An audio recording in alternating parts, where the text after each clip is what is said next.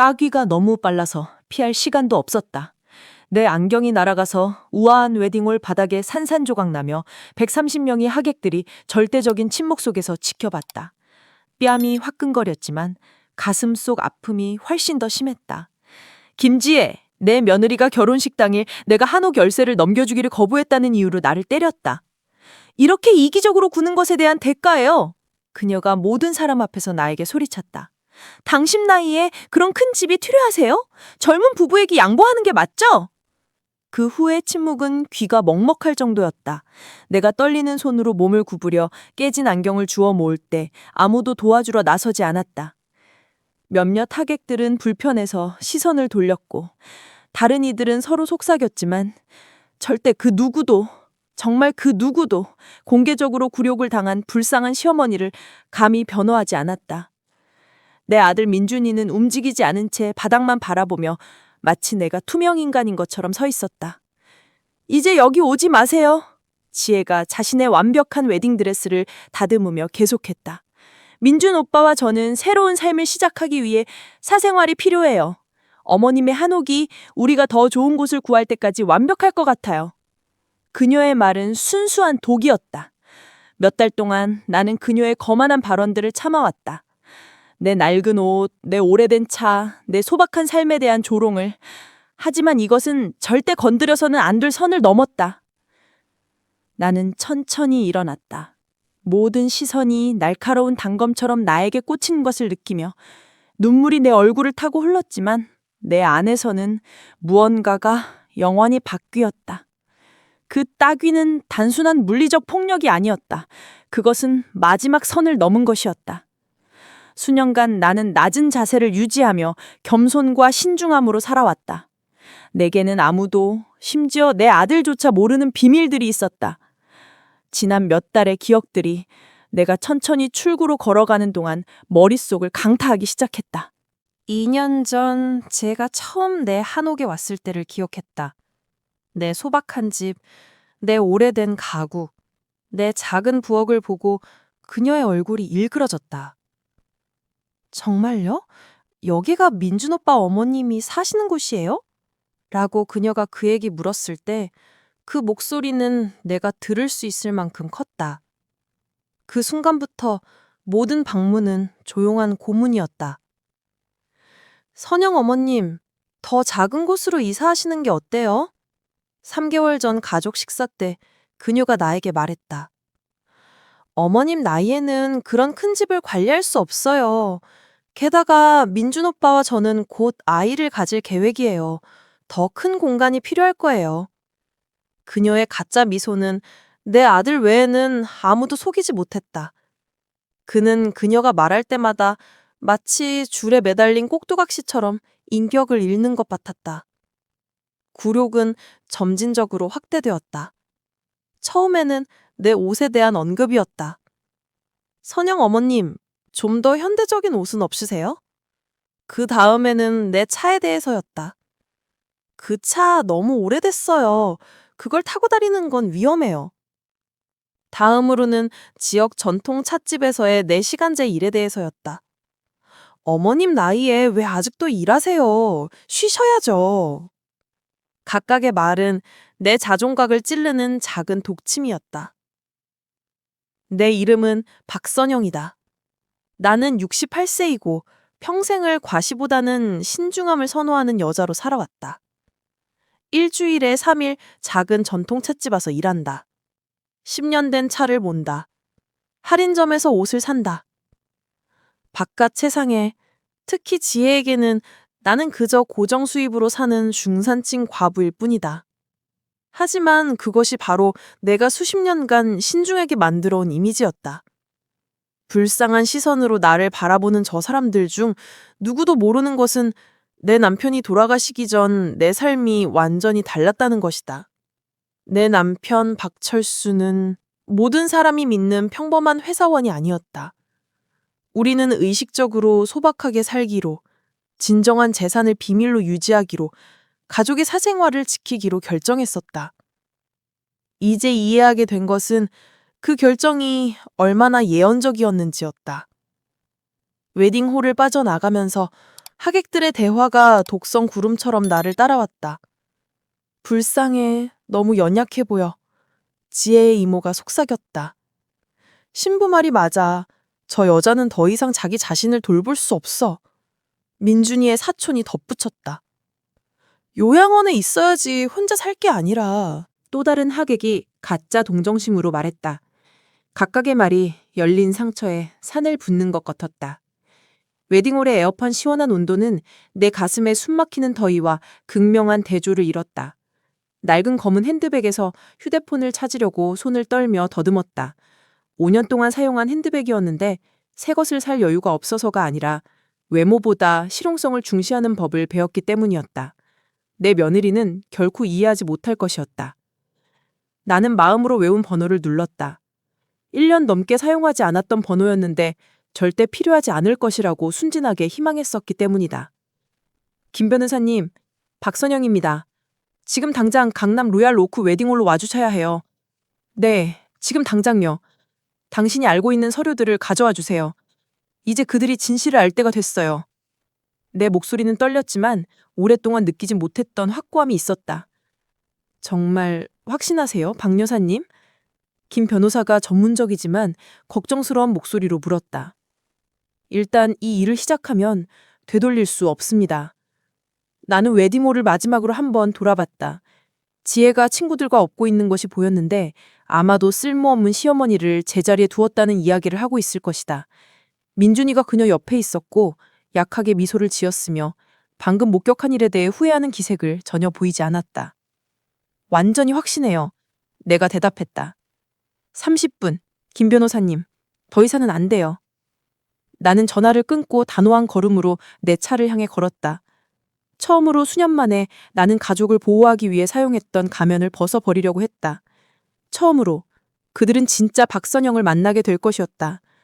그리고 그런 일이 일어났을 때, 현실이 그들의 완벽한 가짜 세계를 강타했을 때 그들은 후회라는 단어의 진정한 의미를 이해하게 될 것이다. 주차장은 조용했고 차들 사이에 긴 그림자를 드리운 가로등으로 불이 켜져 있었다. 나는 낡은 세단에 앉아서 그들의 인생이 영원히 바뀔 30분을 기다렸다. 그들이 나를 상상할 수 있었던 것보다 더 많이 비밀리에 돌보고 있었던 여자를 굴욕준 것이 인생 최대의 실수였음을 발견하게 될 30분의 차 안에서 기다리는 동안 내가 어떻게 이 순간에 도달하게 되었는지에 대한 기억들이 멈출 수 없는 눈사태처럼 내 마음에 넘쳐나기 시작했다. 모든 것은 정확히 2년 반 전, 민준이가 내 한옥에 와서 어린 시절부터 너무 잘 알았던 그 긴장한 미소를 지었을 때 시작되었다. 어머니, 아주 특별한 사람을 소개해드리고 싶어요. 그가 나에게 말했다. 그리고 그곳에 지혜가 있었다. 완벽하게 스타일링된 머리, 디자이너 옷, 그리고 눈까지 닿지 않는 미소로. 첫 순간부터 나는 뭔가 옳지 않다는 것을 알았다. 그녀가 내 한옥을 바라보는 방식, 얄팍하게 감춰진 경멸로 모든 구석을 평가하는 것이 그녀의 의도에 대해 내가 알아야 할 모든 것을 말해주었다. 아늑하네요. 그녀가 내 중고 가구와 바렌 커튼을 보며 중얼거렸다. 그녀의 오조는 정반대를 암시했다. 사랑이라고 믿는 것에 완전히 눈이 멀어버린 민준이는 그녀 목소리의 거만함을 알아채지 못했다. 그 첫 저녁은 조용한 재앙이었다. 지혜는 내가 사랑으로 준비한 음식을 겨우 건드렸으며 몸매 관리를 하고 있다고 주장했다. 그녀의 가족에 대해 물었을 때 그녀는 회피적인 대답을 했지만 내 경제 상황에 대해서는 알아보려는 호기심으로 질문하기 전에는 그렇지 않았다. 내가 놀라움을 거시었다. 그리고 과부 연금으로 어떻게 생활하세요, 선영 어머님? 그렇게 적은 돈으로 지내는 게 힘들 텐데. 그녀가 가짜 걱정으로 말했다. 지혜가 모르는 것은 내가 그녀가 나를 관찰하는 만큼 그녀를 관찰하고 있었다는 것이다. 다음 몇 달에 걸쳐 나는 나를 경계하게 만드는 패턴들을 알아차리기 시작했다. 그들이 내 한옥을 방문할 때마다 그녀는 모든 것이 얼마나 구식인지, 내가 황금기에 더 좋은 것을 받을 자격이 있다는 식으로 언급했다. 하지만 그녀의 눈은 항상 정말 중요한 세부사항들에 머물러 건물의 최고급 위치, 내 발코니에서 보이는 파노라마 전망, 방들의 크기. 어느 날 민준이가 화장실에 있는 동안 나는 그녀가 내 부엌에서 전화로 조용히 말하는 것을 들었다. 네, 엄마. 시어머니 한옥이 엄청 비싼 지역에 있어요. 시어머니를 더 작은 곳으로 이사시킬 수 있다면 우리가 더 좋은 곳을 구할 때까지 거기 있을 수 있어요. 시어머니는 너무 순진해서 아마 전환을 도와준다고 우리에게 고마워할 거예요. 그녀의 말이 칼처럼 나를 관통했지만 그녀가 거실로 돌아왔을 때 나는 순진함을 가장하며 침착함을 유지했다. 그 순간부터 지혜와의 모든 상호작용은 우리 둘 다에게 신중하게 연출된 공연이 되었다. 그녀는 시어머니의 안녕을 걱정하는 관심 많은 며느리를 연기했고 나는 지도가 필요한 연약한 노인인 척했다. 하지만 속으로는 정모를 수집하고 그녀의 움직임을 관찰하고 그녀의 진정한 동기를 이해하고 있었다. 그것은 우리 둘 다 이기고 있다고 생각하는 체스 게임 같았다. 다음 몇 달은 그녀의 조작 시도가 점진적으로 확대되는 것을 가져왔다. 처음에는 미묘한 제안들이었다. 선영 어머님, 어머님 나이의 분들을 위한 멋진 아파트들을 봤어요. 올인클루시브 서비스에 유지보수 걱정도 없어요. 그 다음에는 더 직접적인 압력들이 왔다. 어머님 나이에 혼자 사실 수 없어요. 위험해요.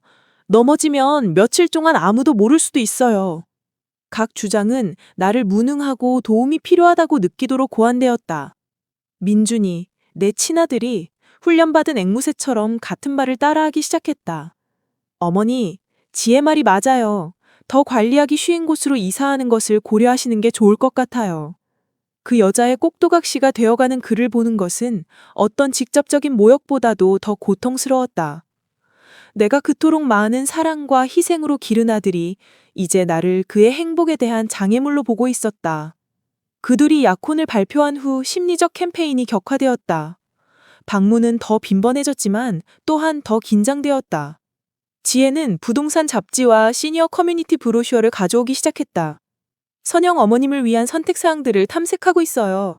그녀가 마치 비즈니스 협상인 양 내 커피 테이블에 자료들을 펼치며 말했다. 어머님이 최상의 삶의 질을 가질 수 있도록 확실히 하고 싶어요. 하지만 나는 나만의 조사를 하고 있었다. 어느 날 오후 그들이 결혼 준비를 하러 나간 사이 나는 부동산에서 일하는 오랜 친구에게 전화하기로 결정했다. 아멜리아, 뭔가 조사해 줄 게 있어. 나는 그녀에게 말했다. 내 집에 아주 관심 있어 하는 커플이 있는데 그들의 실제 경제 상황에 대해 더 알고 싶어. 내가 발견한 것은 나를 뼛속까지 오싹하게 했다. 지혜와 민준이는 빚더미에 앉아 있었다. 그들이 계획하고 있는 결혼식은 5천만 원이 넘었고 완전히 신용카드와 개인 대출로 자금을 조달하고 있었다. 그들이 임대하고 있는 아파트는 미납으로 인해 퇴거 직전이었다. 그들이 몰고 다니는 고급 차들은 감당할 수 없는 할부로 융자받은 것들이었다. 그들의 라이프 스타일은 질식할 듯한 빚 위에 세워진 허상이었다. 모든 것이 말이 되기 시작했다. 결혼에 대한 서두름, 내가 이사해야 한다는 주장, 내 경제적 취약성에 대한 지속적인 언급들. 이 커플을 결합시킨 것은 사랑이 아니었다. 그것은 그들의 재정 문제에 대한 해결책을 찾기 위한 필사적인 필요였다. 그리고 도시의 가장 고급스러운 지역 중 하나에 위치한 내 한옥이 그들의 구명줄이었다. 그 계시는 영혼에 대한 따기처럼 나를 강타했다. 정직과 근면의 가치로 키운 내 아들이 조작과 기만의 쉬운 길을 선택했다. 그는 야심찬 여자가 자신의 어머니를 사랑받고 존경받아야 할 사람 대신 착취할 자원으로 보도록 설득하는 것을 허용했다. 결혼식을 앞둔 몇 주 동안 그들의 시도는 더욱 공격적이 되었다. 선영 어머님, 계속 그렇게 이기적일 수는 없어요. 지혜가 의식 3일 전에 나에게 말했다. 민준 오빠와 저는 이 결혼을 위해 너무 많은 것을 희생했어요. 어머님이 할 수 있는 최소한의 일은 주거 문제로 우리를 도와주는 거예요. 그녀의 말은 더 이상 가짜 관심의 가면조차 쓰고 있지 않았다. 그것은 가족의 호의로 포장된 직접적인 요구였다. 그날 밤 나는 내 인생을 모든 것을 바꿀 결정을 내렸다. 나는 김 변호사, 내 재정 고문이자 남편 철수가 죽은 후 완전히 신뢰했던 유일한 남자에게 전화했다. 김 변호사님, 서류를 준비해 주셔야 해요. 수년간 비밀로 지켜온 정보를 곧 공개해야 할 수도 있어요. 그의 목소리는 즉시 진지해졌다. 박 여사님, 지금이 적절한 때라고 확신하세요? 그는 10년 넘게 내 업무를 처리해온 사람의 지혜로 나에게 경고했다. 일단 이 정보가 공개되면 되돌릴 수 없습니다. 가족 관계에 미치는 결과는 파괴적일 수 있습니다. 하지만 나는 이미 마음을 정했다. 내 침묵으로 보호하려고 했던 가족이 나를 배신하기로 선택했다. 그리고 이제 웨딩홀 주차장에 앉아서 모든 것을 바꿀 서류를 가져올 김 변호사를 기다리며 진실의 순간이 왔음을 깨달았다. 25분 후면 지혜, 민준이, 그리고 나를 불쌍히 여겨본 모든 하객들이 박선영이 정말 누구인지 발견하게 될 것이다. 25분 후면 거짓과 탐욕 위에 세워진 그들의 완벽한 세계가 모래성처럼 무너질 것이다. 야간 바람이 주차장 주변의 나뭇잎들을 스쳐 지나가며 불빛 아래서 춤추는 그림자를 만들었다. 그렇게 아름다운 밤에 수많은 환상들이 영원히 죽어가려 한다는 것이 묘하게 시적이었다. 김 변호사에게 전화한 지 20분이 지났고 몇 초가 영원처럼 느껴졌다. 내 차에서 웨딩홀의 황금빛 불빛을 볼 수 있었고 열린 창문에서 흘러나오는 즐거운 음악과 웃음소리를 들을 수 있었다. 주요 인물들에게는 그 축하가 몇 분 안에 악몽으로 변할 것이라는 생각을 하니 현실 같지 않았다. 나는 눈을 감고 지난 몇 달의 가장 고통스러운 기억들이 내 마음을 흘러가도록 했다. 나는 이 돌아올 수 없는 지점에 도달한 이유를 정확히 기억해야 했다. 가장 큰 굴욕은 결혼식 2주 전에 일어났다. 지혜가 중요한 가족 회의라고 부른 것 동안이었다. 그녀는 민준이뿐만 아니라 그녀의 부모들과 함께 내 한옥에 도착했다. 완벽하게 계획된 매복이었다. 선영 씨, 당신의 미래에 대해 이야기하고 싶어요. 지혜의 어머니, 나를 성가신 벌레 보듯 바라보는 도도한 여자가 시작했다. 당신이 삶에 대해 책임감 있는 결정을 내릴 때라고 생각해요. 지혜의 아버지가 계속했다. 마치 부동산을 평가하는 감정사의 눈으로 내 한옥을 훑어본 건장한 남자였다. 당신 나이에 혼자서 그런 큰 곳에 사는 것은 불필요한 뿐만 아니라 위험해요. 의료 응급 상황이 생기면 며칠간 아무도 모를 수도 있어요. 그들의 말은 리허설된 것 같았고 자발적이기에는 너무 완벽했다. 민준이는 대화 내내 침묵을 지켰고 잘 훈련된 꼭두각시처럼 가끔 고개만 끄덕였다. 나를 장애물로 대하는 가족 옆에 앉아있는 그를 보는 것은 내가 길러낸 태양이 내 눈앞에서 죽어가는 것을 보는 것 같았다. 어머니, 그가 마침내 내가 더 이상 알아볼 수 없는 목소리로 말했다. 그들 말이 맞아요. 지혜와 저는 이야기했는데 어머님이 어머님 나이에 더 적합한 곳으로 이사하시는 게 모든 사람에게 더 좋을 것 같아요. 어머님 나이에 적합한? 나는 반복했다. 내 안에서 분노가 끓어오르기 시작하는 것을 느끼며. 그리고 누가 나에게 무엇이 적합한지 결정할 권한이 있나요? 당신인가요? 지혜의 어머니는 남편과 눈빛을 주고받았다. 마치 내 말이 그들이 이미 논의했던 무언가를 확인해 주는 것처럼. 선영 씨, 이걸 받아들이기 어렵다는 걸 이해해요. 그러나 민준이와 지혜를 위해 무엇이 최선인지 생각해야 해요. 그들을 위해 무엇이 최선인가? 내가 중얼거렸다. 내 등 뒤에서 짜여진 음모의 진정한 규모를 이해하기 시작하며. 그리고 내 한옥이 그들이 결혼 생활을 시작하기에 완벽할 거라고 생각하는 거겠죠? 그 후 따라온 어색한 침묵이 내가 필요한 모든 대답이었다. 그들은 이 대화의 모든 세부 사항, 모든 논거, 모든 심리적 압박을 계획했다. 그 순간 지혜가 주도권을 잡았고 감정 조작의 모든 무기를 동원했다. 선영 어머님, 한옥만의 문제가 아니에요. 어머님의 안녕이 중요해요. 저희가 조사해봤는데 어머님 나이의 분들을 위한 훌륭한 실버타운을 찾았어요. 24시간 의료 서비스, 사회활동, 준비된 식사가 있어요. 어머님이 처한 상황을 이해하는 사람들과 친구를 만드실 수도 있어요.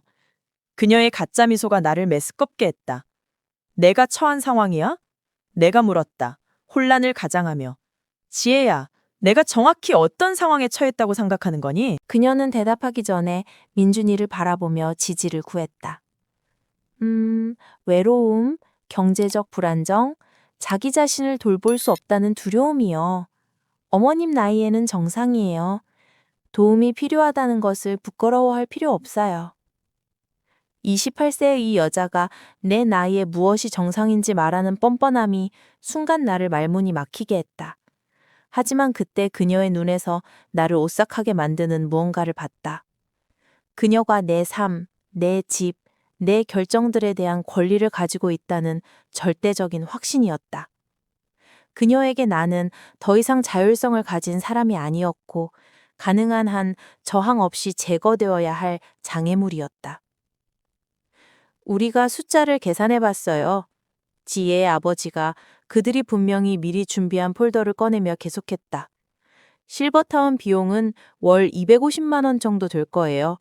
어머님 하록을 매각하면 수년간 그것을 충당할 충분한 돈이 있을 것이고 아직도 민준이와 지혜의 초기 결혼 비용을 도울 여분이 남을 거예요.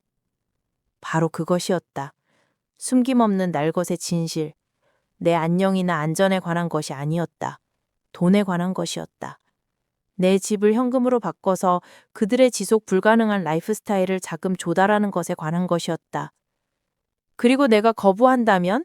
내가 물었다. 이미 답을 알고 있었지만. 선영 어머님, 민준이가 말했다. 그의 목소리가 리허설된 것처럼 들렸다. 더 극단적인 조치를 취할 필요가 없기를 바래요. 하지만 어머님의 정신건강이 합리적인 결정을 내릴 수 없을 정도로 악화된다면 그 암묵적인 위협은 수정같이 명확했다. 내가 자발적으로 협력하지 않으면 그들은 나를 무능력하다고 선언하는 법적 방법을 찾을 것이었다. 그들은 조사했다. 계획했다. 필요하다면 강제로 내가 소유한 모든 것을 빼앗을 준비를 해놓았다. 내가 그토록 많은 사랑으로 기른 아들이 바로 거기 앉아서 낯선 사람들이 자신의 어머니를 위협하는 것을 허용하고 있었다. 그날 밤 그들이 내 확고한 거절과 함께 떠난 후 나는 수년 만에 처음으로 울었다. 슬픔이 아니라 가족에 대해 품고 있던 환상의 확정적인 죽음 때문에. 나는 즉시 김 변호사에게 전화했다. 긴급하게 조사해 주실 게 있어요. 눈물을 흘리며 그에게 말했다. 내 아들과 그의 약혼녀의 실제 재정 상황을 정확히 알고 싶어요.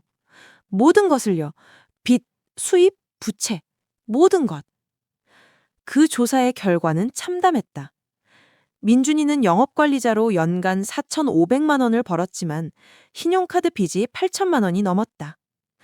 지혜는 이미지 컨설턴트로 시간제로 일해서 아마 연간 400만 원을 벌었지만 임원급여가 있는 것처럼 소비했다. 함께 그들은 결혼식을 위해 빌린 대출을 계산하지 않고도 1억 2천만 원이 넘는 빚을 졌다. 그들이 월 2천만 원에 임대한 아파트는 3개월치 밀렸다. 그들이 몰고 다니는 차들은 그들의 합산 수입의 60%를 차지하는 할부로 융자받았다.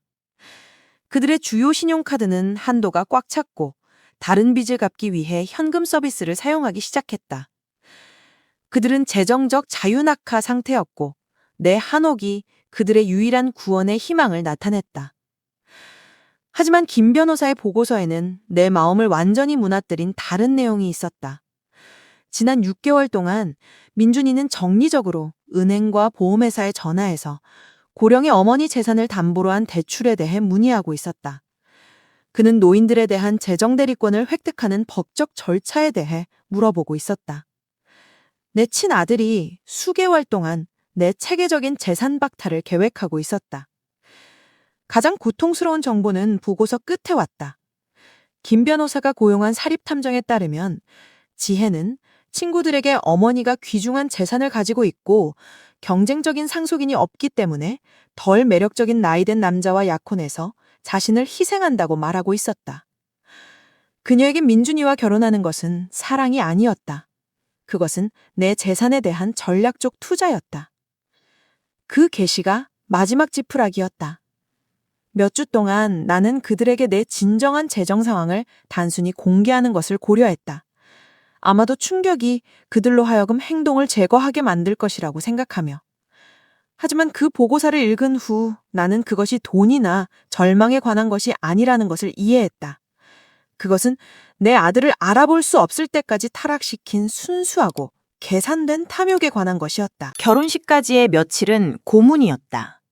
민준이의 모든 전화는 내 입장을 재고하라는 새로운 압력이었다.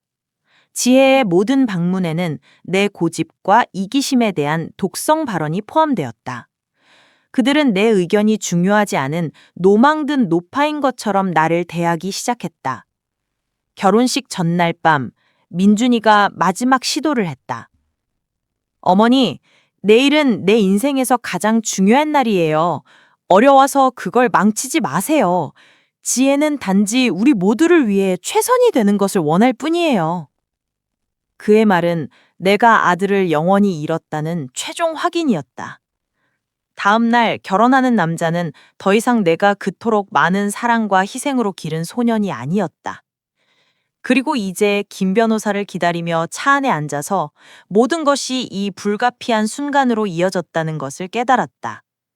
그것은 복수나 잔혹함에 관한 것이 아니었다. 그것은 정의에 관한 것이었다. 그들의 행동의 결과를 그들에게 보여주는 것에 관한 것이었다. 어떤 선들은 결코 넘어서는 안 된다는 것을 가르치는 것에 관한 것이었다. 15분 더 있으면 모든 것이 영원히 바뀔 것이었다. 내 손이 떨리며 옆집 이웃인 조세대 번호를 눌렀다.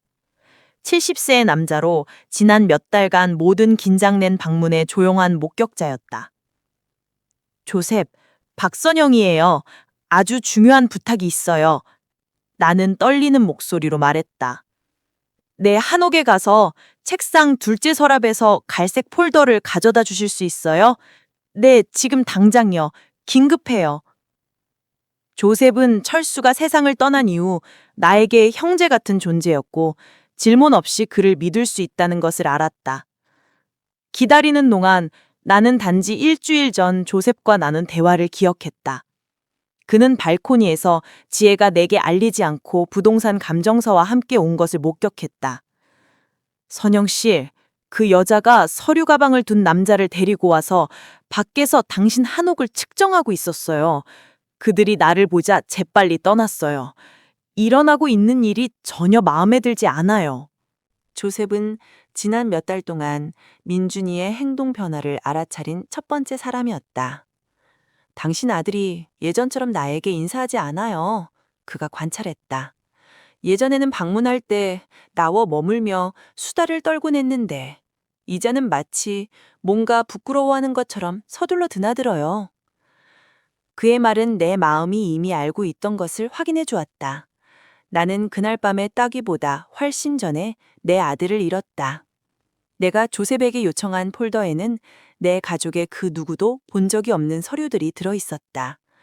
은행 증명서, 재산권 증서, 철수와 내가 수십 년간 비밀로 지켜온 투자 기록들, 고정된 연금으로 사는 가난한 과부가 실제로는 한 번의 결정으로 인생을 바꿀 충분한 자원을 가진 여자라는 것을 증명하는 서류들. 10분 후, 조셉이 폴더를 손에 들고 주차장에 나타났다. 선영 씨, 무슨 일이에요? 너무 화가 나 보여요. 그가 서류를 건네주며 물었다. 민준이 결혼식과 관련이 있어요. 웨딩홀에서 일어난 일을 간단히 설명했고 모든 세부 사항에 그의 얼굴이 굳어지는 것을 봤다. 그 여자는 독사야. 그가 중얼거렸다. 항상 알고 있었어. 조셉, 몇 분 후에 김 변호사라는 분이 도착할 거예요. 그분을 보시면 제가 여기서 기다리고 있다고 말씀해 주세요. 내가 부탁했다. 그리고 조셉, 오늘 밤 후에 많은 것들이 바뀔 거예요. 당신이 항상 나에게 가족 같았다는 것을 알아주길 바래요. 그의 눈에 눈물이 고이며 고개를 끄덕였다. 당신도 나에게 가족이에요, 선영 씨. 해야 할 일을 하세요. 조셉이 건물로 돌아가는 동안 나는 폴더를 열고 몇 달 동안 보지 않았던 서류들을 검토하기 시작했다. 첫 번째는 투자 계좌에 54억 원이 있다는 것을 보여주는 은행 잔고 증명서였다. 두 번째는 월 5천만 원의 임대료를 창출하는 시내 오피스 빌딩의 재산권 증서였다. 세 번째는 10년 전 투자로 구입한 바닷가 별장의 소유권 증서였다. 철수는 투자의 천재였다. 작은 수입 사업으로 시작해서 그것을 조용한 제국으로 만들었다. 함께 우리는 사생활과 가족 보안을 보호하기 위해 소박하게 살기로 결정했다. 보이는 분은 문제를 끌어들인다. 철수가 말하곤 했다. 보이지 않는 분은 힘을 준다. 내가 내 친아들을 상대로 그 힘을 사용해야 할 줄은 결코 상상하지 못했다. 그 폴더의 각 서류는 수년간의 노력과 현명한 결정을 나타냈다. 일주일에 3일이라는 전통찻집은 돈이 필요해서가 아니라 활동적이고 지역사회와 연결되어 있는 것을 좋아했기 때문이었다. 내가 모는 오래된 차는 경제적 제약 때문이 아니라 불필요한 과시는 문제만 가져온다는 것을 배웠기 때문이었다. 지혜가 그토록 탐낸 내 한옥은 실제로는 내 포트폴리오에서 가장 가치가 낮은 재산이었다. 경제적 가치 때문이 아니라 그것이 담고 있는 기억들 때문에 샀다. 철수와 내가 마지막 몇 년을 함께 보낸 곳, 우리가 미래를 계획한 곳, 그가 암과의 용감한 싸움 후 내 팔에서 세상을 떠난 곳이었다. 하지만 그 폴더에는 민준이와 지혜를 위해 모든 것을 바꿀 다른 무언가가 있었다. 내 아들이 재정 문제를 겪기 시작한 이후 지난 3년 동안 나는 비밀리에 그의 많은 빚을 갚아주고 있었다. 그가 직장 보너스에서 나온다고 생각한 신용카드 납부는 실제로는 내 계좌에서 나간 것이었다. 그가 집주인과 협상했다고 생각한 임대료 특별할인은 내가 매월 이체하는 돈이었다. 민준이가 모르는 사이에 나는 수년간 그의 무책임한 라이프 스타일을 지원하고 있었다.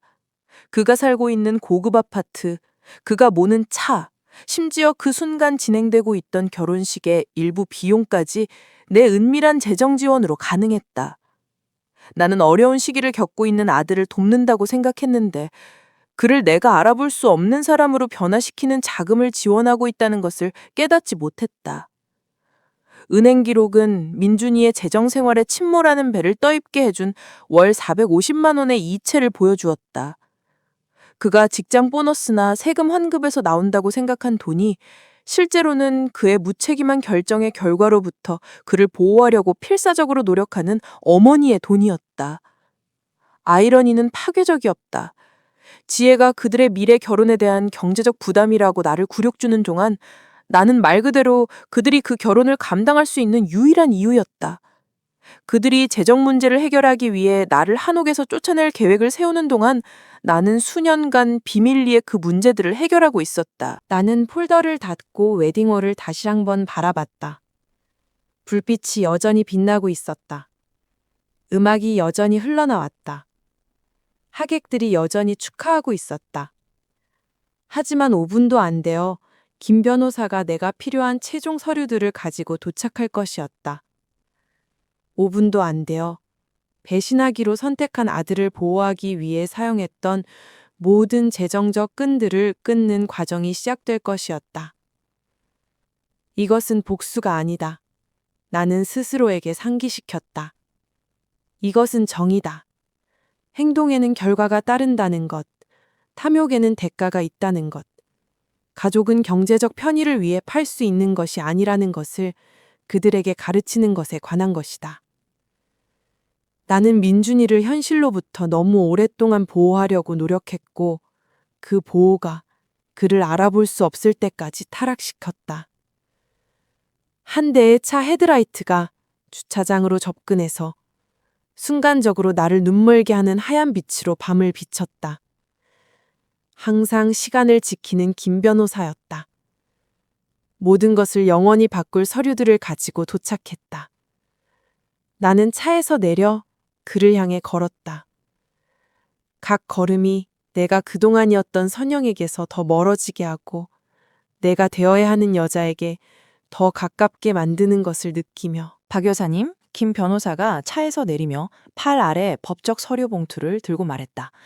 이것에 대해 완전히 확신하세요?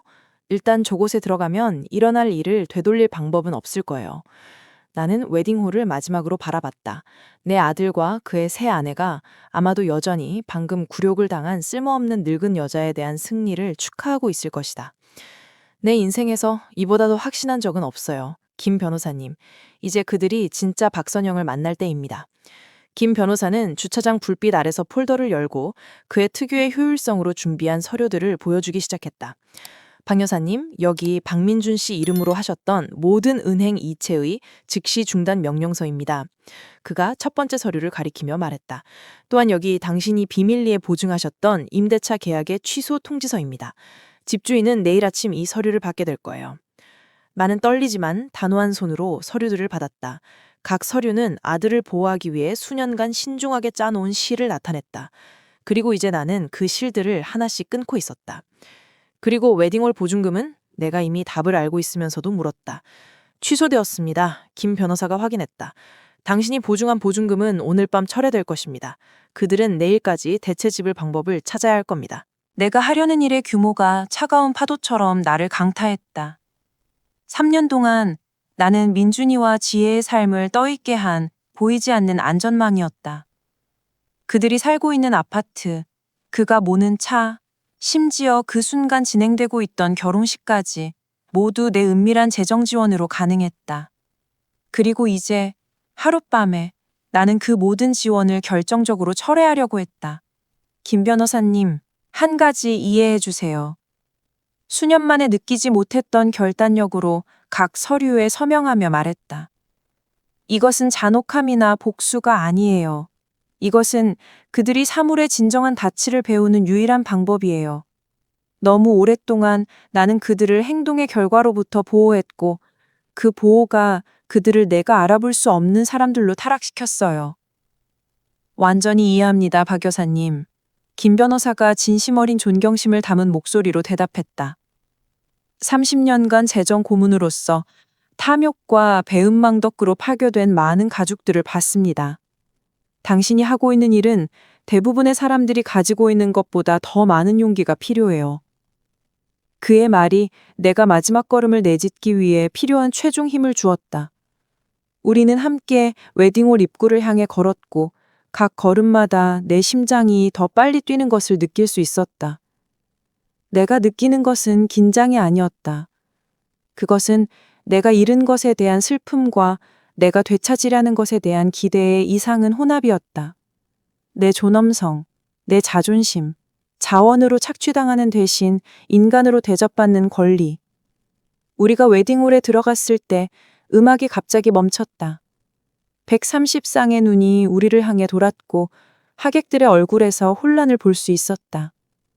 몇몇은 김 변호사를 즉시 알아봤다. 결국 그는 수십 년간 도시의 여러 명문 가족들의 재정 업무를 처리해왔다.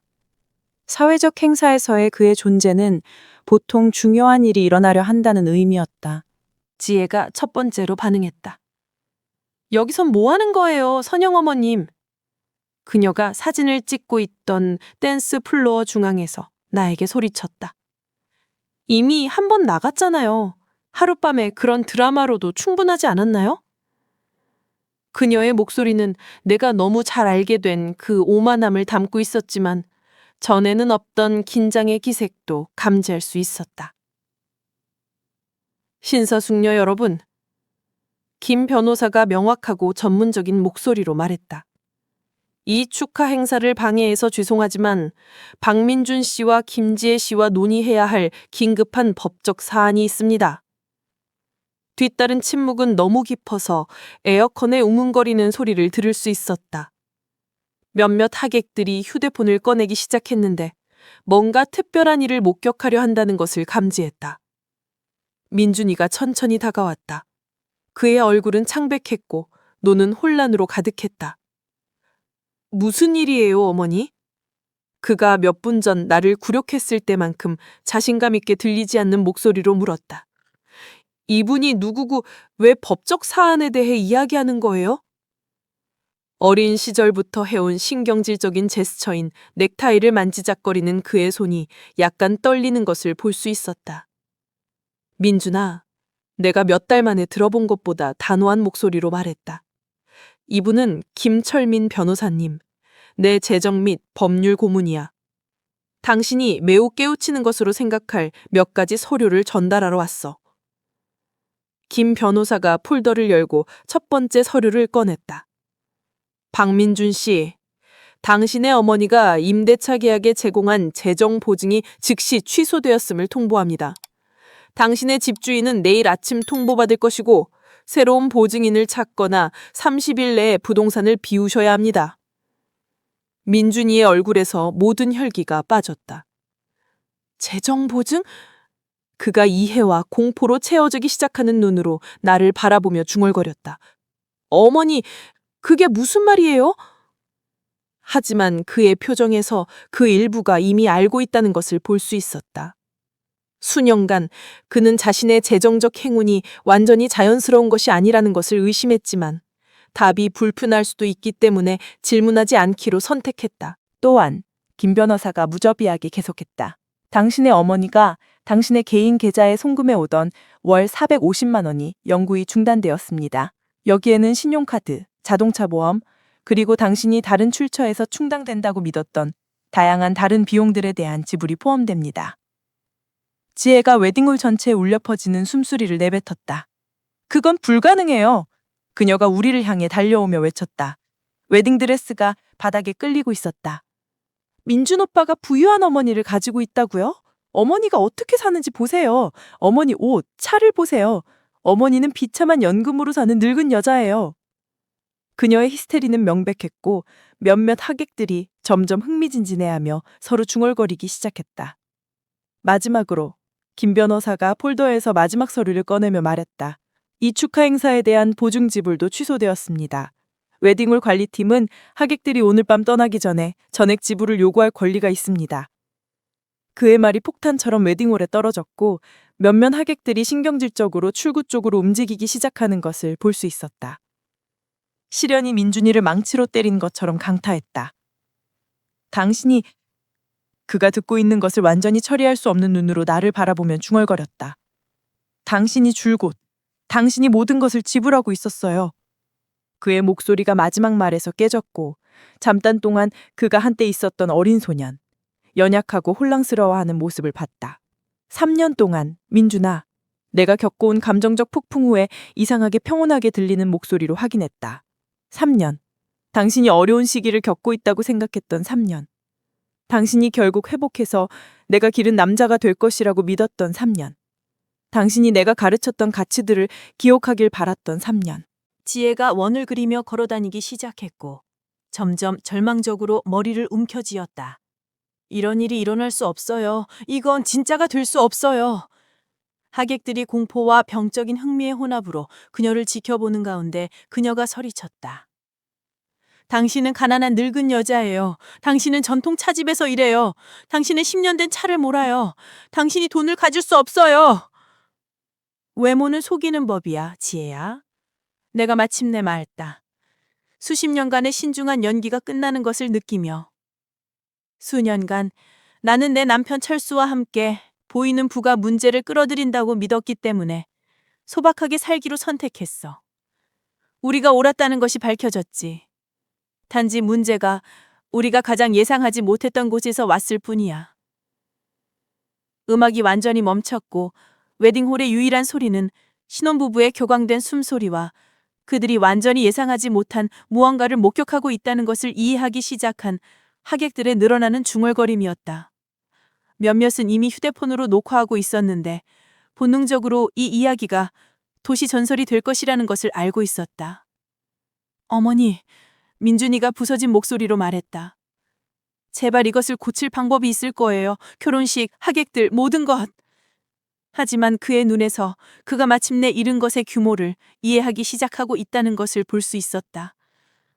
돈이나 재정 지원만이 아니라 그는 35년간 무조건적으로 그를 사랑했던 여자인 그의 어머니를 잃었다. 이것을 고치는 유일한 방법은 민준아. 내가 대답했다. 처음에 그것을 깨뜨리지 않는 것이었어. 웨딩홀의 침묵이 귀를 먹먹하게 했다. 130명의 하객들이 방금 들은 것을 처리하면서 숨을 죽이고 있었다. 지혜는 밤새 처음으로 움직이지 않고 서 있었다. 그녀의 눈이 김 변호사 서류들과 내 얼굴 사이를 오가며 마치 그녀 주위에서 무너지고 있는 현실에서 틈을 찾으려는 듯했다. 민준이는 그냥 나를 바라봤다. 내가 결국 잊지 못할 표정으로. 충격, 뒤늦은 이해와 절대적인 공포의 혼합으로. 박 여사님, 김 변호사가 모든 사람이 들을 수 있을 만큼 큰 목소리로 말했다. 전체 재정 세부 사항을 읽어드릴까요? 웨딩홀 관리자 마르티네스가 여러 서류를 손에 들고 매우 심각한 표정으로 우리 쪽으로 걸어오는 것이 보였다. 박 여사님, 마르티네스가 긴장된 목소리로 말했다. 매우 비정상적인 지불 취소 통지를 방금 받았습니다. 이 축하 행사에 대한 계약은 내일 아침까지 보증됩니다. 여기서 무슨 일이 일어나고 있는지 설명해 주실 수 있나요? 그의 존재는 내가 방금 촉발한 위기에 즉각적인 현실에 새로운 층을 더했다. 마르티네스 씨, 내가 그와 비밀리에 결혼식 지불을 준비했던 대화에서 그의 이름을 기억하며 대답했다. 이 축하 행사를 위해 제공한 재정 보증이 오늘 밤 밝혀진 특별한 상황으로 인해 철회되었습니다. 민준이가 마침내 반응했다. 주저하는 걸음으로 우리에게 다가왔다. 마르티네스 씨, 분명 오해가 있을 거예요. 어머니가 그냥 그렇게 지불을 취소할 수 없어요. 우리는 가족이에요. 이건 해결될 수 있어요. 그의 목소리는 전에 들어본 적이 없는 절망을 담고 있었다. 자신의 상황의 규모를 마침내 이해한 남자의 절망을. 젊은이, 마르티네스가 억지로 참는 전문적인 인내심으로 말했다. 재정 보증은 박 여사님이 개인적으로 그리고 비공개로 제공한 것입니다. 그녀는 언제든지 그 보증을 철회할 법적 권리가 있습니다. 저는 지금 즉시 대체 지불 방법을 제공할 누군가가 필요하거나 행사를 중단하도록 강요받을 것입니다. 그의 최후 통첩이 최종 선고처럼 웨딩홀에 떨어졌다. 상황의 현실이 하객들의 마음에 침투하기 시작했다. 몇몇은 이미 가방을 잡고 신중하게 출구로 향했다. 다른 이들은 계속해서 전개되는 드라마에 매혹되어 남아 있었다. 6개월 후, 내 삶을 전후로 나누는 그날 밤 후에 나는 이 나라에서 가장 중요한 텔레비전 스튜디오에 앉아서 내 완전한 이야기를 전국에 말해줄 인터뷰가 시작되기를 기다리고 있었다. 프로그램 인생 이야기는 결혼식 비디오가 소셜미디어에서 200만 뷰를 누적한 후 김 변호사에게 연락했었다. 내 이야기는 노인들에 대한 가족학대에 대한 저항의 전국적 상징이 되었다. 저널리스트 캐서린 디아즈는 전문적 성실함으로 존경받는 여자였는데 기술자들이 마지막 조명 조정을 하는 동안 그녀의 노트를 검토했다. 박 여사님, 그녀가 따뜻한 미소로 나에게 말했다. 당신의 용기로 수천 명의 사람들에게 영감을 주었다는 것을 알아주셨으면 해요. 이 6개월 동안 비슷한 상황을 경험한 시청자들로부터 수백 통의 편지를 받았어요. 많은 것들이 바뀌었다. 민준이와 지혜가 나를 상대로 세우려고 했던 법적 사건은 김 변호사가 나를 무능력하다고 선언하려는 그들의 음모에 대한 증거를 제시했을 때 장관적으로 무너졌다. 그들은 사건을 잃었을 뿐만 아니라 법적 경솔함으로 벌금을 부과받고 4,500만 원에 달하는 내 변호사 비용을 지불하라는 명령을 받았다. 뒤따른 파산은 신속하고 파괴적이었다. 민준이는 고용주가 공개 스캔들에 대해 알아냈을 때 직장을 잃었다. 지혜는 이미지 컨설팅 사업을 시작하려고 했지만 바이럴 비디오가 그녀의 직업적 평판을 망쳤다. 5분 후 방송입니다. 프로그램 디렉터가 발표했다. 인터뷰가 45분간 계속되었다. 내 이야기의 모든 측면을 다뤘다. 사생활을 보호하기 위해 소박하게 살기로 한 결정, 내가 제공한 수년간의 은밀한 재정 지원, 나를 무능력하다고 선언하려는 음모, 그리고 뒤따른 법적 싸움에 대해 말했다. 박 여사님, 캐서린이 프로그램 거의 끝 무렵에 말했다. 오늘 밤 이 인터뷰를 보고 있을지도 모르는 당신의 아들에게 하고 싶은 말이 있나요? 그것은 가장 어려운 질문이었다. 내가 두려워하면서도 바라던 것. 나는 카메라를 직접 바라봤다. 민준이가 보고 있을 가능성이 있다는 것을 알면서. 민준아, 만약 이것을 듣고 있다면 나는 여전히 너를 사랑한다는 것을 알아줬으면 해. 너는 내 아들이기 때문에 항상 사랑할 거야. 하지만 누군가를 사랑하는 것이 그들이 당신을 학대하도록 허용하는 것을 의미하지는 않아. 누군가를 사랑하는 것이 그들의 편의를 위해 당신의 존엄성을 희생하는 것을 의미하지는 않아. 내 마음의 문은 항상 너를 위해 열려 있을 거야. 내가 눈에 눈물이 맺히기 시작하는 것을 느끼며 계속했다. 하지만 너를 기르려고 노력했던 명예로운 남자로서 그 문들을 통과할 수 있을 때만, 너의 행동에 대해 완전한 책임을 받아들일 수 있을 때만, 가족은 기회주의와 조작이 아니라 사랑과 존경 위에 세워진다는 것을 보여줄 수 있을 때만. 카메라가 꺼졌을 때 스튜디오는 제작진의 박수로 터졌다. 캐서린이 눈에 눈물을 글썽이며 나를 안았다. 2년이 지난 지금, 나는 같은 발코니에 앉아서 이 글들을 쓰고 있다. 어떻게 다른지, 마침내 당신의 존엄성에 가격을 매길 용기를 찾았을 때 세상이 얼마나 다르게 보이는지. 아침은 지난 18시간간 그래왔던 것처럼 박선영 노인구호재단의 조정자 카르멘의 전화로 시작되었다. 내 이름을 사용해서 상속재산의 일부로 설립한 자선단체였다. 선영 씨, 이번 주에 23개의 새로운 사례가 있어요. 카르멘이 이 분야에서 일하는 우리를 특징짓는 슬픔과 결단력의 혼합으로 알려줬다. 모든 유사한 패턴들, 성인 자녀들이 재산이나 돈을 위해 나이든 부모들을 압박하고 있어요. 내 책상을 거쳐가는 모든 사례는 과거의 거울을 보는 것 같다. 어제 나는 딸이 그녀를 위해서라고 설득해서 집을 팔았지만 그 돈이 실패한 사업과 유럽 휴가를 자금 조달했다는 것을 발견한 72세 여정의 파일을 검토했다. 재단은 400명이 넘는 노인들이 재정, 재산, 그리고 가장 중요하게는 자존감을 되찾도록 도왔다. 우리에게는 전문 변호사들, 사회복지사들, 심리학자들, 그리고 내가 그토록 외롭고 혼란스러웠을 때 가졌으면 했던 지원 시스템이 있다. 조셉은 여전히 내 가장 소중한 이웃이지만 이제 재단의 부회장이기도 하다. 가족 조작을 감지하는 방법에 대한 강의를 하기 시작한 이후로 그의 72세 나이는 새로운 에너지로 가득하다. 루시는 1년 전 옆집 아파트로 이사했다. 8개월밖에 지속되지 않은 결혼에서 이혼한 후 그녀는 알고 있는 가장 용감한 사람 근처에 있어야 한다고 결정했다. 재단의 교육 디렉터로 일하는 것이 그녀에게 전통적인 교사 경력에서 결코 찾지 못했던 목적을 주었다. 내 공개 이야기의 성공은 예상하지 못한 결과들을 가져왔다. 탐사 저널리스트의 도움으로 쓴 책이 전국 베스트셀러가 되었다. 사랑이 아플 때 한 노인 여성이 맞서다가 20만 부 이상 팔렸고 모든 로열티가 재단에 직접 들어간다. 독자들로부터 받는 편지들은 침묵이 규범이었던 수천 가구에서 내 경험이 공명했다는 살아있는 증언들이다. 김 변호사는 여전히 내 재정 고문이지만 이제 재단의 주요 회계사이기도 하다. 민준이와의 대결에서 법적 측면을 처리한 그의 경험은 비슷한 상황에 있는 다른 사람들을 돕는데 귀중한 자산이 되었다. 박 여사님, 그가 원래 회의에서 말했다. 우리는 학대적인 가족 구성원들이 불법적으로 획득한 재산과 저축에서 30억 원 이상을 회수했습니다. 모든 사람이 나에게 묻는 질문, 모든 인터뷰와 깊은 대화에서 나오는 것은 내가 민준이를 그리워하는지이다. 답은 복잡하고 고통스럽다. 나는 그가 있었던 아이를, 친절함과 명예의 섬광을 보여주었던 젊은 남자를 그리워한다.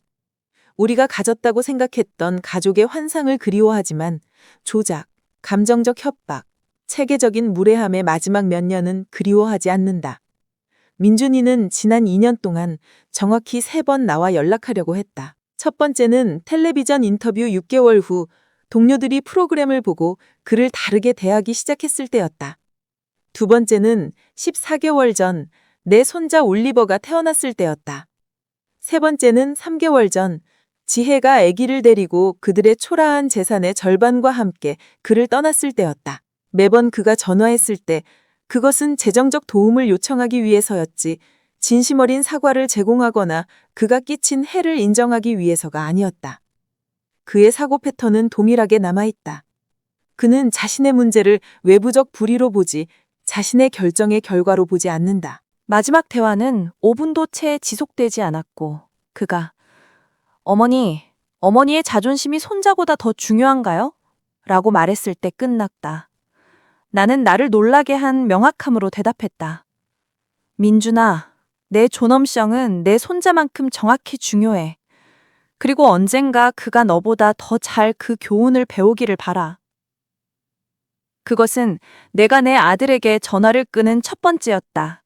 그리고 그것은 또한 이상하게 해방적이었다. 올리버, 내 손자의 주제는 여전히 나를 울게 할 수 있는 유일한 것이다. 그는 14개월이고 나를 알지 못한다. 지혜가 떠났을 때 그녀는 내가 가지고 있던 그의 몇 안 되는 사진을 포함해서 모든 가족 사진을 가져갔다. 나는 김 변호사가 관리하는 그의 대학 교육을 위한 신탁기금을 만들었는데 그때까지 우리가 가진 관계와 상관없이 그가 18세가 될 때 이용할 수 있을 것이다. 아마도 올리버가 더 클 때 그는 가족에게 무슨 일이 일어났는지에 대한 자신만의 답을 찾을 거예요. 아마도 그는 할머니를 스스로 알아갈 용기를 찾을 거예요. 이 인연에서 나를 가장 놀라게 하는 것은 내 신체적, 정신적 건강이 얼마나 개선되었는지이다. 민준이와 지혜와의 마지막 몇 년 동안 나는 만성 불면증, 지속적인 두통, 그리고 나를 영구적인 경계 상태로 유지하는 불안을 개발했다. 의사는 내 현재 검사가 10년 더 젊은 여성의 스트레스 수준을 보여준다고 말한다. 현재 일상은 재단 사무실에서 주 3일, 감정적 지원이 필요한 노인들의 집을 방문하는 2일, 그리고 두 번째 책 쓰기에 전념하는 주말을 포함한다. 가장 보람있는 경험 중 하나는 비슷한 상황을 직면한 다른 노인 여성들의 멘토가 되는 것이었다. 74세 마가렛이 6개월 전 아들이 도박빚을 갚기 위해 허락 없이 그녀의 차를 팔았던 후 재단에 왔다. 우리는 3개월 동안 함께 일했고 지난주 그녀는 법적으로 돈을 회수한 후 자신의 저축으로 산 새 차에서 웃고 있는 사진을 보내주었다. 선영 씨, 마가렛이 편지에 썼다. 당신은 경계 설정이 잔혹함이 아니라 생존이라는 것을 가르쳤어요. 자기애가 이기심이 아니라 피도라는 것을 가르쳤어요. 자신을 위해 일어서기에 너무 늦은 데는 없다는 것을 가르쳤어요. 이 2년을 되돌아보면 내 이야기가 온 가족이 화해하고 행복하게 살았다는 전통적인 해피엔딩을 가지지 않는다는 것을 이해한다. 하지만 더 좋은 것을 가지고 있다. 진정성, 되찾은 존엄성, 그리고 내 개인적 고통을 초월하는 목적을 가지고 있다. 나는 때때로 자기의 가장 큰 증명이 계속 당신을 해치려고 하는 사람들로부터 멀어지는 것이라는 것을 배웠다. 과거의 나에게 2년 전 그 웨딩홀로 걸어 들어간 선영에게 메시지를 보낼 수 있다면 나는 그녀에게 용기를 내라. 곧 일어날 일은 고통스러울 거야. 하지만 반대편에는 네가 상상할 수 있었던 것보다 더 진정한 삶이 기다리고 있어. 평화가 기다리고 있어. 다시는 누군가가 당신을 일회용인 것처럼 대하도록 허용하지 않을 것이라는 것을 아는 데서 오는 평화가.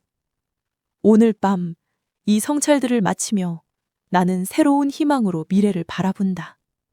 내일 나는 노인들을 가족 학대로부터 더 잘 보호하기 위한 새로운 법안을 논의하기 위해 국회의원들과 만남이 있다. 다음 주 나는 재단의 3번째 지역센터를 개관한다. 다음 달 나는 전국적으로 방송될 이 주제에 대한 다큐멘터리 시리즈를 시작한다. 70세의 내 인생은 68세 때보다 더 풍부하고 더 의미 있고 더 진정하다. 나는 독성 관계의 끝이 손실이 아니라 해방이라는 것을 배웠다. 진정한 가족은 상속된 만큼 선택되는 것이라는 것을 발견했다. 그리고 자신만의 이야기에서 새로운 장을 쓰기에 너무 늦은 때는 결코 없다는 것을 증명했다. 사람들이 그날 밤 내가 한 일을 후회하는지 물을 때 내 대답은 항상 같다.